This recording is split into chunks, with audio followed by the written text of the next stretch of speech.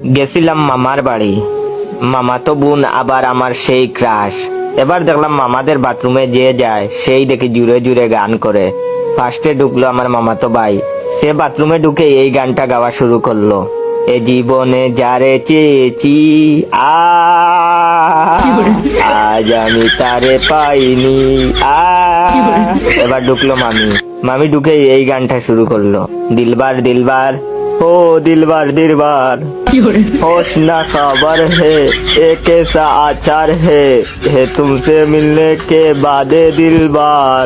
এবার ঢুকলেন মামা, মামা ঢুকেই এই গানটা শুরু করলেন। নাচ মেরি রানী নাচ নাচ নাচ মেরে রানী। সবাই বাথরুমে গিয়ে কেন গান করে, এটা আমার মাথায় ঢুকলো না। এবার দেখি আমার চাপ লেগে গেল, আমি তাড়াতাড়ি বাথরুমে গিয়ে লক করে দিলাম, কিন্তু গান গাইলাম না, যেহেতু এটা আমার ক্রাশের বাড়ি। আমার বেসুরা গলায় গান শুনলে ক্রাশ দৌড়ে পালাবে, তাই চুপচাপ নিজের কাজ করতে লাগলাম।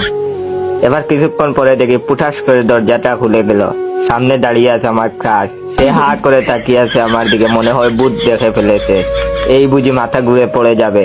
এতক্ষণ পরে বুঝলাম এরা সবাই বাথরুমে গিয়ে কেন গান করে। আসলে বাথরুমের দরজার লকটা নষ্ট ছিল। এখন আমার ইচ্ছে করতেছে কমেডের ভিতরে মুখ লুকিয়ে বসে থাকি। ভিডিওটা কেমন লেগেছে অবশ্যই কমেন্ট করে জানাবেন।